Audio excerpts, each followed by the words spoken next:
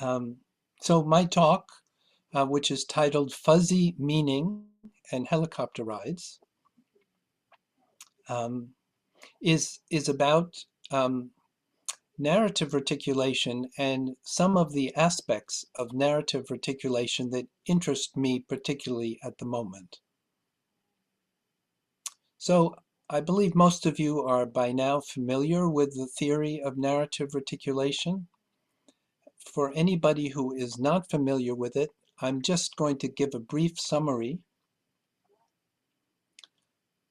The theory of narrative reticulation is an attempt to explain what we have for years in playback theater been calling the red thread, meaning the connection between the stories.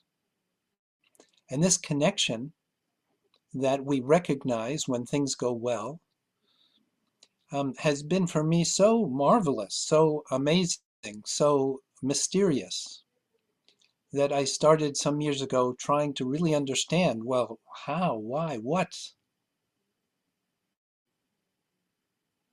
And I identified 4 attributes that help the narrative reticulation be strong and keep the stories flowing. They are story, spontaneity, atmosphere, and guidance. And I have found that when those elements are present and also in balance, then the narrative reticulation, meaning the interconnection between the stories and the connection between the people present, tend to be strong and complex. So today I'm going to talk about a few aspects of this, in no way a kind of complete survey of it, but just a few aspects that interest me. And the first topic really is about meaning in playback theater. Sveta just said that my talk is going to be in 3 parts. It just means that at 3 different times, I'm going to invite you to comment or ask questions so that, there's some back and forth. It's not just me talking. And I should say, as I start to talk about meaning, that like you, I'm a playback theater person, meaning, I'm not a professor, I'm not a lecturer. Articulating or making clear complex ideas is not my strong point. I like to move my body. I like to express myself. I like to use my imagination. I like to listen. So that if during the course of the next minutes I'm not completely clear, or I'm using a word that maybe isn't the best word, I invite you please to help me find a better word as I search to explain my understanding of some of these issues in terms of what makes good and effective playback theater.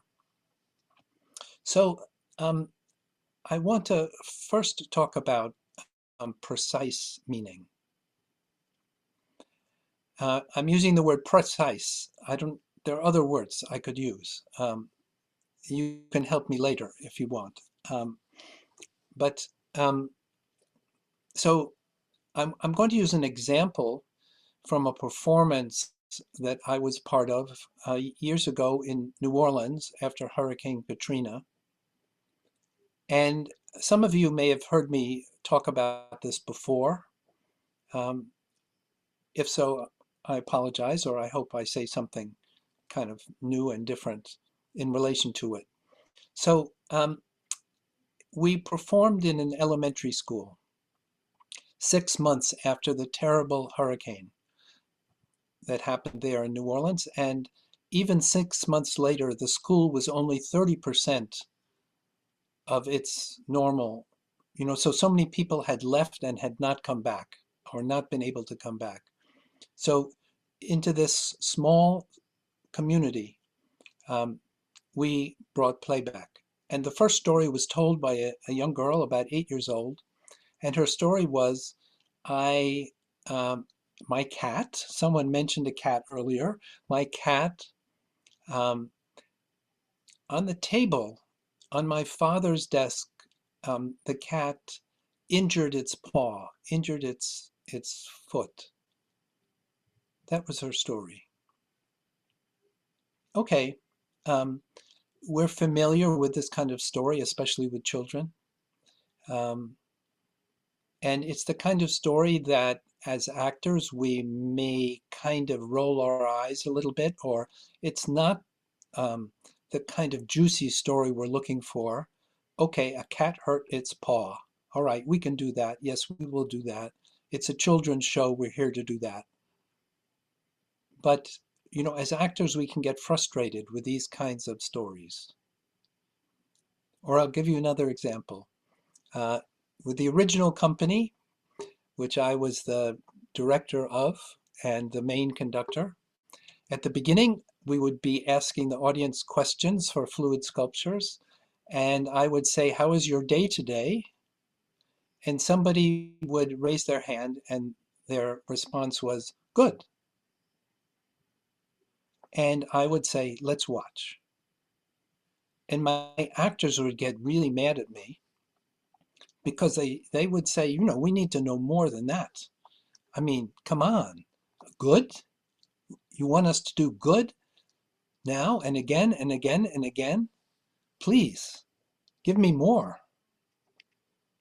But I couldn't explain it at the time, but I knew that this good was okay, that actually we were getting started with something. Okay, um, so if we think, in school, um, we're taught what precise meaning means. We're taught in math that there's one answer. We're taught how to write an essay, that it has to pose the question clearly, that it has to have a clear conclusion. We're taught in school to make meaning clear. But in our playback work, it works differently. So this is what I want to try to explain. And so, yes, we can hear that girl's story, my cat hurt its paw, and do it, we can hear it in terms of the literal meaning or the precise meaning, but we can also hear it in a different way. We can hear it in a very open way. We can hear it in a way that we're not necessarily trying to grab the meaning. So, I never thought about it quite this way until recently. So I want to move to the second story of that performance. And the second story was a boy. A boy came to the chair. He was maybe a year or so older. And his story was that his family had to leave New Orleans. They had to go to Texas, that he loved sports. And at his relative's house, he went outside and played football with the other boys, boys he didn't know, and he hurt his ankle. That was his story. Okay, well, we're familiar with this, and this is how narrative reticulation works. One story leads to another. So the first story about an injury, the second story is about an injury. But the second story is different in that um, the boy is talking about himself. He was injured. And there's something more to it, which is that, as he came to the teller's chair, and as we saw him leave, there was a spring in his step. He clearly had recovered. He was back in New Orleans. He was back walking well. He was back doing sports with his friends, we could imagine. So when we look at those two stories, two things emerge.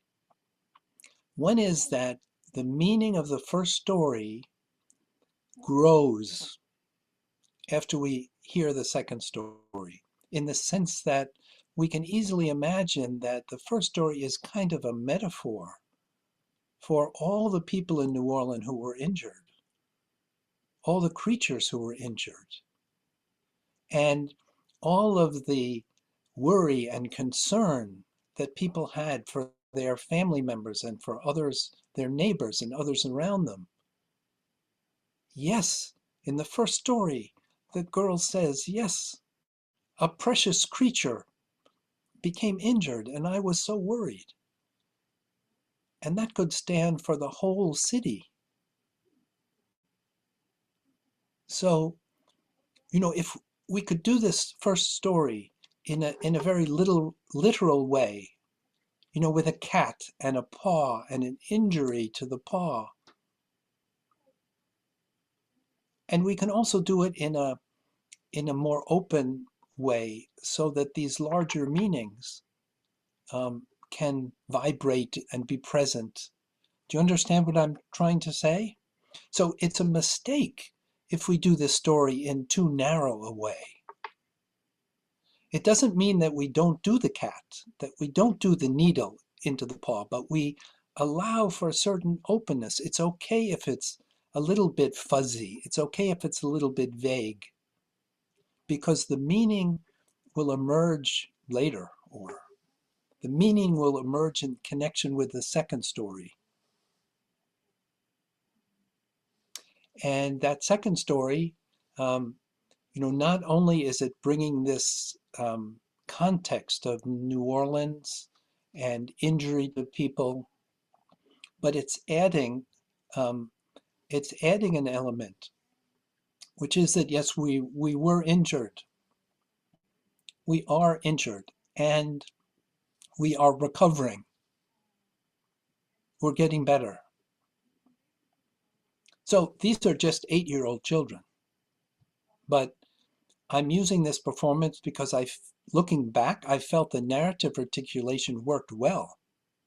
Even among young children, they're having a kind of discussion through the stories that the stories are connected, but also the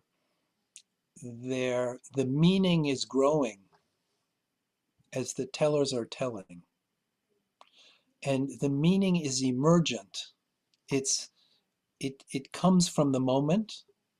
It's not necessarily consciously thought through, but we're trying to create a context where that happens. I want to mention an Italian philosopher named Adriana Cavarero, who writes about stories and identity. And she says something that I like. She says, narration reveals meaning without committing the error of defining it. Narration reveals meaning without committing the error of defining it. So let's not commit the error of defining it too much. Let's leave the field open. Let's let there be room for lots of possibilities. Okay, I want to mention now the third and last story in that performance. And it was told by a girl that the teachers had spoken to us about before the performance. And this girl had gone through a really terrible experience. At the time of the hurricane, she was stranded on a rooftop with her grandfather for 2 days.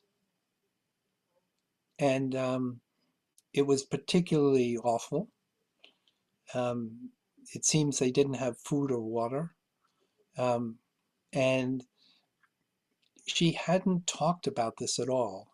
The teachers knew about it, but this girl had been silent about her experience. And the teachers said to us, well, maybe you can help her tell about her story.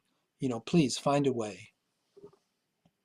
Okay, well, we knew if she was ready, she would tell, and we weren't going to certainly push her to tell. But when we came to the third story, this girl raised her hand. And I was not the conductor. Someone else was the conductor. And the conductor asked her, what's your story? And she said, my story is that I was saved by a helicopter. Here's where the helicopter comes in, everybody. The story was I was saved by a helicopter. Well, the conductor knew that the conductor had been warned by the teachers, so the conductor asked a few questions, naturally. Where were you? Why? What happened? And the girl said, well, yes, I was on the roof with my grandfather, but she didn't really want to talk about the ordeal of it. She wanted to talk about how cool it was that she got to ride in the helicopter. And I remember thinking at the time, okay, well, yes, she's not ready. She's not ready to translate her traumatic memory into narrative memory. That will come later. Of course, we accepted her helicopter story. We did the helicopter story. But it was not until later, actually sometime later, that I found myself continuing to think about this story, about the exciting helicopter ride for this girl whose name was Grace. And I felt, looking at actually the whole performance, where, as I've said, a kind of conversation was taking place about injury and resilience and recovery. This last story was saying, in effect, well, yes, sometimes you can recover yourself. Sometimes you can go to Texas and get hurt and then get better and come home. But even when you can't take care of it yourself, there will be others who will come. There will be others who will help you. There will be others who can save you. You can be saved. You will be saved. And this was a very optimistic message. And I felt, well, everyone in that small school could use a message like that. I thought, well, actually, even I can use a message like that. And, there's something about this emergence of meaning, augmentation of meaning in this show with children, which started with injury and ended up with the possibility of being saved, that felt like the narrative reticulation was working. The meaning emerged. The meaning was not precise. The girl did not talk about her ordeal, which the teachers were hoping for. But maybe she talked about something even more important. And we could feel that. It doesn't mean she may still need to talk about her ordeal, of course. Okay. So, my conclusion to this first part is that we don't want to be too focused on precise meaning. We want to let the meaning emerge. And there's one more point that's implied in what I've been saying, which is that it's a mistake in playback if we look at each individual story too much on their own, that there is a group story that is emerging, and that group story is important and significant. So from the very beginning, I would say that I was interested in this group story, Um, you know, people,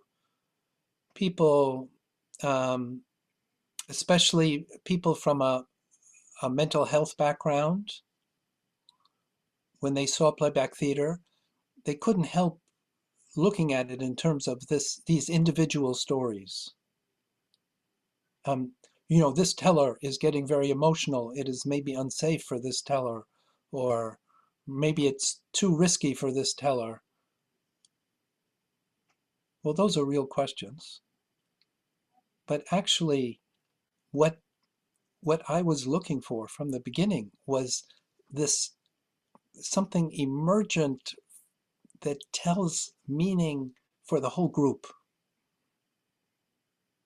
that comes out of these individual stories. Um, okay, um, well, I'm going to move on to one more point and then invite you to make any comment or question about what I've said so far. And that is that in talking about meaning and how we're educated to understand meaning and the way meaning works in playback theater, there is something that is interesting about the relationship between modern and traditional society. So, of course, these are very large concepts when I say modern and traditional society. Uh, and I'm not going to pin it down too much, but I hope you understand what I mean when I say in a traditional society, meaning is likely to be much more holistic, whereas we're educated to be scientific. We're educated to be much more precise in our understanding of meaning. So what do I mean? I mean, um, well, let's say the tea leaves in the cup or the coffee grains can tell us about our future. Well, we would call that superstition. Um, that there can be a connection in meaning between future events and the pattern in the bottom of the cup. On the other hand, um, when you look at a forest of trees, let's say a field with trees in this field, woods, um, do you think of um, you as being the potential owner of this field and the wood of the trees as being uh, a commodity, as being logs and lumber that you could sell? Or do you see the trees as being connected to the underground mycelial layer, the trees being connected to the air and the quality of the air, the trees being connected to a whole ecosystem of animals and plants, the trees bringing, such beauty to us as human beings? Do you see the whole ecology of those trees, or do you just see the lumber? So, of course, human beings have understood their relationship with nature in a very unholistic way. And now we're in big trouble because of that. So, playback theater um, looks at meaning in a holistic way, that things are connected,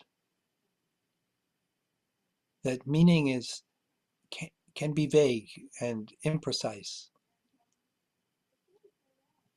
And so, in that sense, our practice of playback theater is maybe reintroducing some ideas about holistic meaning, that things can be connected with each other. One story is connected to another. One person is connected to another. And in relation to that, playback theater, as you all know, is very group-oriented as opposed to individualistic. So, I mean, all of our cultures are a bit different this way, but playback theater wants an ensemble among the actors. And if you have actors who are too ego-driven, who want to look beautiful on stage, it's not going to work. So, you know, the modern actor who is out for himself doesn't fit with playback theater. You need a kind of egoless actor. And the whole experience asks for a kind of, for people to give over their individual egos and appreciate the group experience. And in this sense also, it connects with traditional culture where, you know, there isn't even a sense of what is mine, it's ours. And the story isn't mine, the story is ours. So we're kind of emphasizing this ours, this us, this we, and de-emphasizing the individual,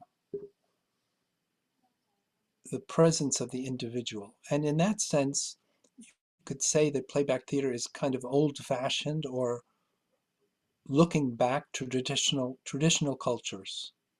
And it's one of the reasons I think why playback theater is often not understood.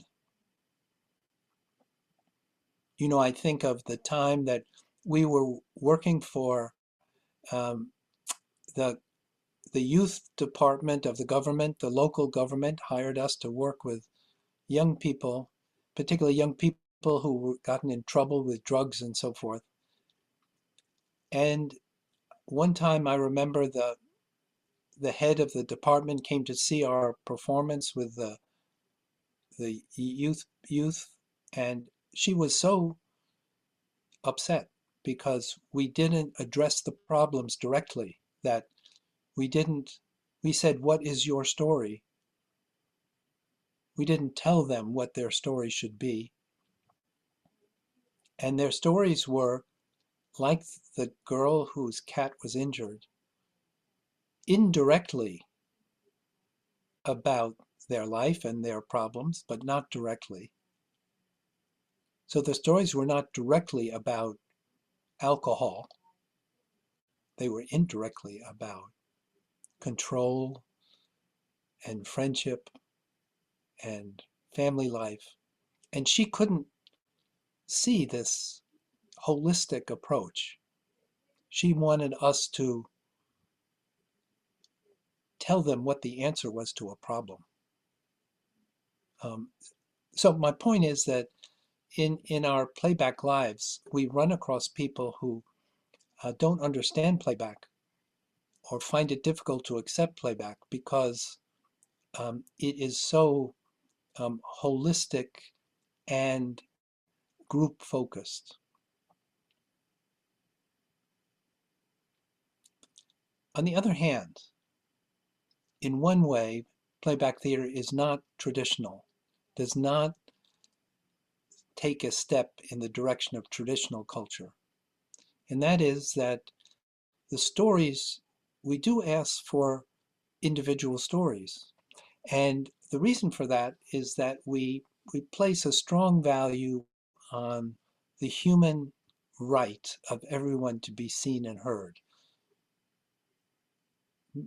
The idea that everyone does have a story and that this story is valid and deserves to be shared. So this takes us into the area of human rights. Uh, and connected with that is the idea that, well, if everybody's story has value, then it's important to create a context where anybody's story can be told. Meaning, in most of our social institutions, you have, powerful people, privileged people, and those who are less privileged and less powerful. And those less powerful will hesitate to speak up. They don't risk speaking up. They may not be allowed to speak up. But we know that if we can create a kind of deep democracy in which really everyone is free to speak up, then that maximizes the possibility of narrative reticulation. It maximizes the possibility that anybody at any time can offer a story that will be the, the best story for the emergent meaning. So this idea of human rights and um, anybody being free to speak is really quite modern. It doesn't connect with traditional cultures. Um, and and so, when I look at all of this, modern and traditional, I feel that playback theater is a kind of mix, and maybe an interesting mix, um, and that the particular combination of modern and traditional is maybe of value to modern institutions. Okay, I think I'll pause here, and I'll turn it over to you, Tsveta, to moderate, and let's have, you know, 7 or 8 minutes of comments or questions, whatever you might like to say. Well, I have many thoughts and it's quite exciting. Although I uh, know inside me everything you are saying, but it's really worthy for me to hear the words of it, and so to make it like a whole in my mind. How is it with the others? What do you hear? What connects? Or maybe something new that you are excited about. Aviva? As you probably, I don't know, I heard Jonathan and also about this several times. And I'm really excited because Jonathan, always I hear new things when you are talking about things that you already like, kind of development and kind of new angles. So I'm really, really very interested and inspired. I got moved by the idea of that when you share a story, no matter what the content of the story is like you say, I exist, I'm here. And I felt really moved by this idea that when you just open your mouth to share something, it's like you have the courage to appreciate yourself and Yeah, your right to exist in the world. yeah, yeah. It makes me think of a story. Um, in a performance, a woman came to the chair and she said, I don't remember much. All I remember is a shadow on the wall, and I'm lying in bed as a young girl. And, well, um, what a mistake it would have been to kind of need precise meaning, to ask too many questions. We did her story just as she told. It was just about the shadow on the wall. And of course, it was a first step for her, a huge step. articulation is working really well, we move in the direction of a feeling of oneness, that people are so moved by and excited by. And that is very close to spirituality, obviously. And we're we don't always succeed, but we're reaching in that direction towards oneness. And of course, then if I talk about oneness, I have to talk about conflict and the importance of giving space for conflict and diversity and so forth. But that's another subject. And there is this feeling of connection that is closely associated. And I want to say one more thing, and that is some other research uh, that maybe is more acceptable, Nika, I'm not sure, but some other research um, is showing that in the way the brain works, um, communication and connection are really not different things. That, for example, um, I'm not going to go into the details because there isn't much time. Okay. It's called interbrain synchrony, like the brains syncing with each other.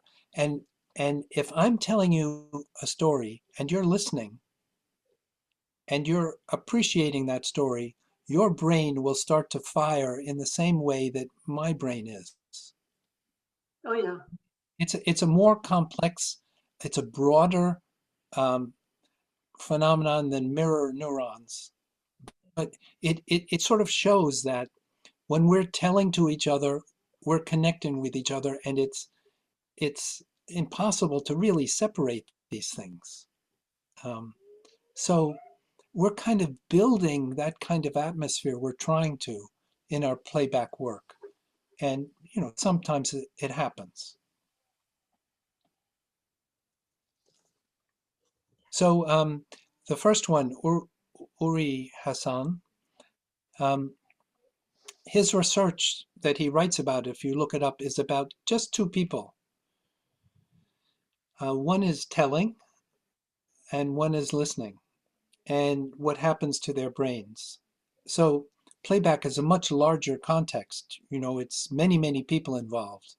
Um, but it's exciting to me because I feel that if this happens with two people, maybe it can happen with 25 or 30 people. Thank you so much. It's wonderful. Silence is precious. I mean, so yes. So the new conductor who gets so nervous or anxious when there are these moments of silence and needs to jump in, we know that's a mistake. Or in relation to, for example, the listening hour, some of you know about this new thing, the listening hour.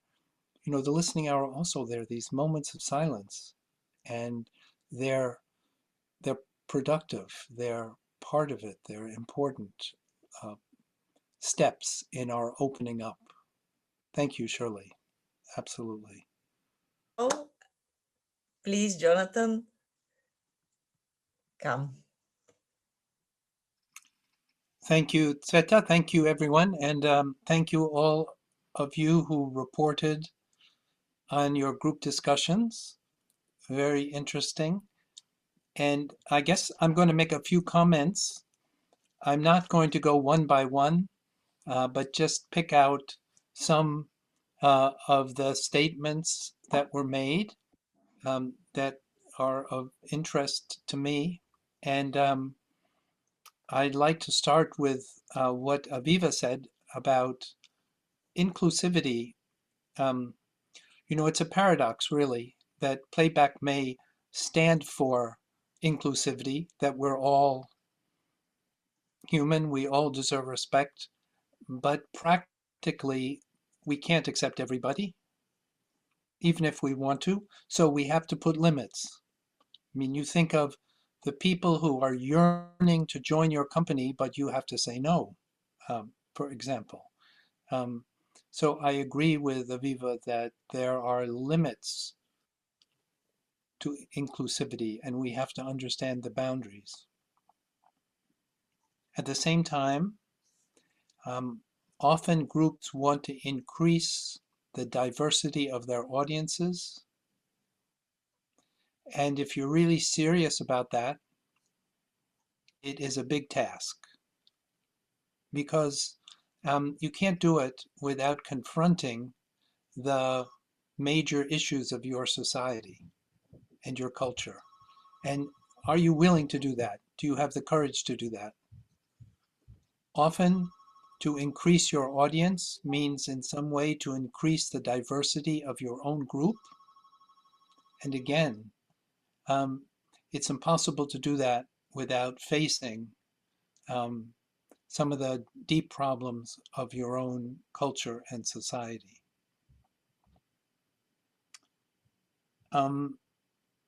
Akansha talked about dialogue, and she mentioned a couple of things that I feel are very important, and it relates to increasing diversity or increasing inclusivity, and that is to take time and have the courage to do your own stories. And that relates to something that Inbar said, that change begins with us. It means that our own stories, whatever they are, but we all have our own prejudices, our own biases. So are we committed enough to share those kinds of stories too? And it's essential for dialogue. It's essential that we work through our own prejudices if we're going to be willing to listen and be receptive to people who are different from us. And Akansha also talked about building the audience and the preparation. So doing our own stories is one kind of preparation, and another kind of preparation is all the work it takes to bring people together for a certain kind of performance. You know, it's 80% beforehand and 20% the actual theater. And again, this takes a lot of commitment and a lot of work. And some of us frankly, don't have that time and commitment. But if we can take the time and the commitment, and we can bring people together who are different from each other, and we can develop a process and a project that works for them, then playback can be very, very powerful, a powerful vehicle for dialogue. Well, there's one thing that Ruth said that piqued my interest. It's the question of when we come right down to it, who is the playback for? Is it for our audience members or is it for us? And what I mean is, of course, to some extent, it's always for us. We have a lot of fun doing it. We love to be on the stage. But even more importantly, I think of how much a better person I am, or how much I'm more easily able to deal with the challenges of life because of all my years in playback. Playback has taught me so much about being a human being. And so we could say, well, all of our playback groups and all of the playback is really for the actors, for the ensembles to learn how to be a better human being, and only secondarily for the audience members. Well, I don't believe that. I believe, as I've emphasized, that from the beginning we wanted playback to be a community event, not a beginning. Playback has not been just for us, but it's been also for our community. Martine used the word service. Well, it's a balance, to be sure, like so many things in playback. But playback is for the tellers, for the groups, for the audience, but clearly also for ourselves, and how much have we benefited from it.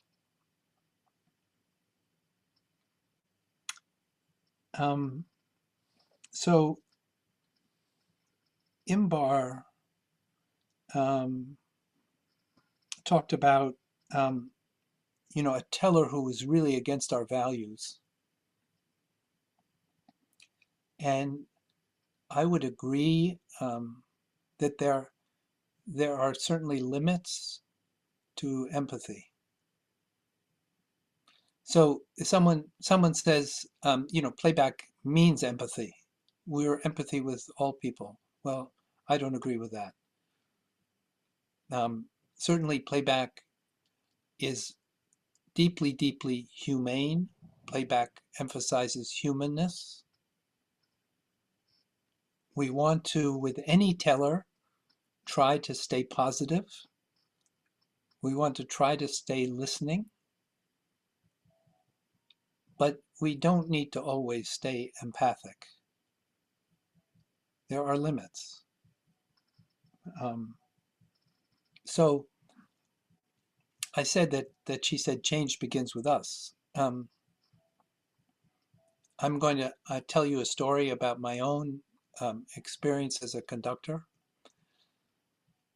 And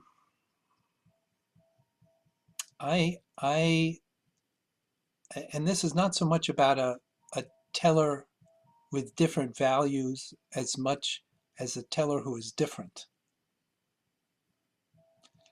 In the late 80s and early 90s, I joined a study group on race and racism in the US. And I was part of this, Joe Salas and I together. We were part of this for many, many years. And the experience of being in that study group really opened my eyes in many ways to the experience of African Americans in particular. And I can remember being the conductor with an African American coming to the chair. And because of my years of being in that group, I how can I put this? I wasn't afraid. I wasn't afraid of the other.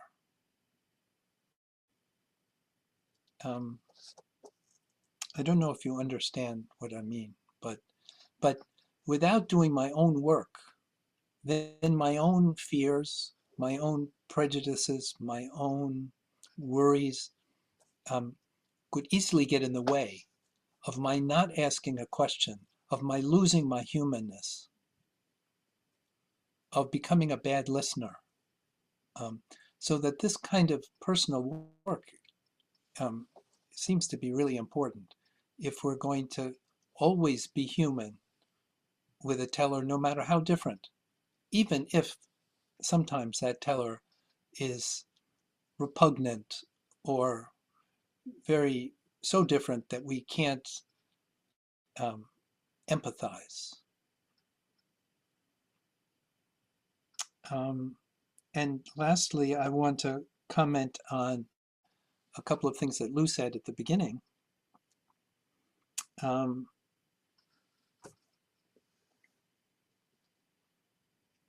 So you talked about safety, and safety is important, and I'll come to that in a moment, but the opposite is also very important. That is to say, riskiness, or I think of playback as a heightened dramatic event. So you can think of, there's an anthropologist, Victor Turner, and he has written about what he calls social drama, where certain African tribes, for example, do ceremonies where they walk on the fire, or they use sword dances, or they engage in very, very risky behavior. And people get really excited. People get ecstatic. People go beyond themselves. And it's in that going beyond that new discoveries and really important transitions can take place. So playback has that element, where people can get so excited that they'll raise their hand and they'll walk to the chair, or they'll tell a story or I'll give you an example. We worked with school children who were living with differences. And afterwards, a teacher said, "This child never talks, but this child told you a story." Well, because that child was so excited, that child went beyond itself. Okay, so this is an important part of playback. This is why it's theater. This is why we have music, and we have cloth, and we have color, and we have movement. So that's important, I feel. But at the same time, of course, we want people to be comfortable. We want people to be relaxed enough. We want people to be safe enough. So, Lou, you used the word confidentiality, so I want to say a word about that. I don't feel that playback is a private experience in the way that modern professional practice is private, between you and your doctor, or you and your lawyer, or you and your therapist. What gets said does not go beyond the room. Well, for me, playback theater is a public event. It's a small community public event, but nevertheless a public event. That the dialogue that takes place through the stories, the conversation that takes place through the stories, is important community dialogue. And in that sense, we have to redefine confidentiality. We want to respect the privacy of the tellers who are telling for this group at this time, but may not want it to go, online to be heard by everybody. So we need to respect the conditions under which they told. But for me, it doesn't mean that we never repeat the story. A good story has wisdom in it. A good story has to be retold. So this balance of private and public, we need to find our own way with this in playback.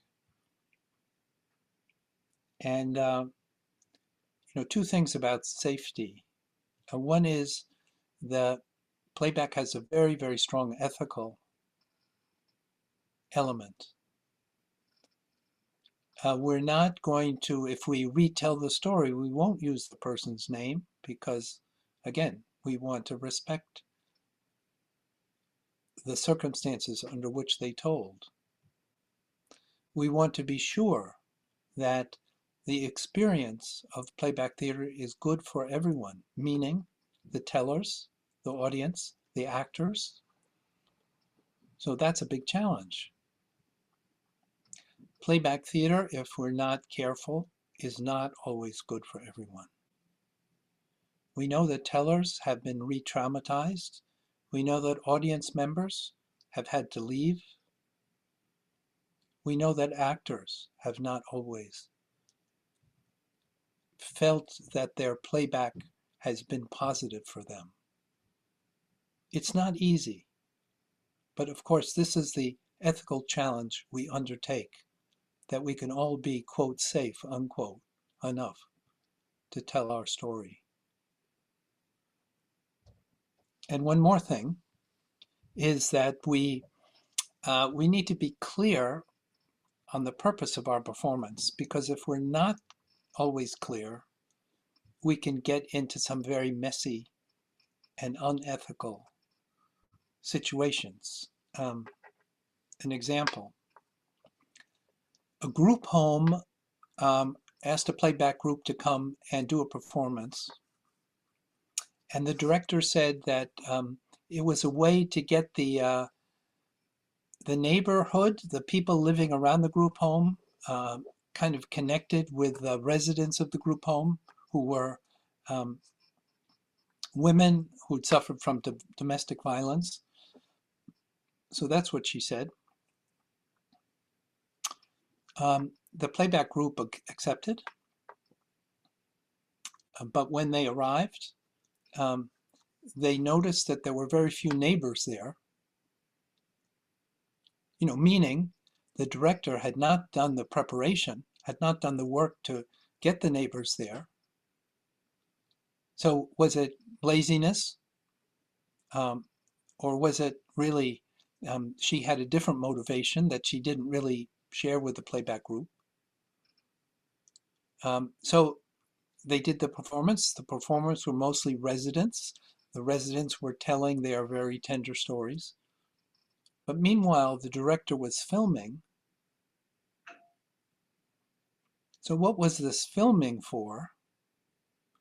And it seems the director wanted also to use it in some way to promote the interests of the group home. This wasn't shared with the playback group. So, when you look back on it, without neighbors there to also tell stories, it being filmed, it seemed that maybe the residents were being used to create a nice promo for and the playback group was being used too. And if the playback group had been able to be a bit more deliberate beforehand about the purpose, or a bit more assertive during the course of the performance, maybe they wouldn't have participated in such a confused event. So this is hard to deal with. It's a challenge, but it comes up for us where people who invite us are not clear for themselves or not clear with us. And we have to be sure that what we're doing is ethically sound. So safety is important because it's really essential that the experience be good for everyone. Okay, I think that's all I have to say. And I want to say thank you for your rich contributions and for it's kind of amazing for me to spend all this time talking to you, but for you to be for us all to be sitting and discussing for 4 hours. I can't believe it. But it looks like we've done it. And I hope, the ideas that we've discussed today will be helpful for you and supportive for you in your playback work as you go forward. And thanks again to Sveta and her team for making this possible. And thank you all for being with me today. Thank you, Jonathan, for everything. Please let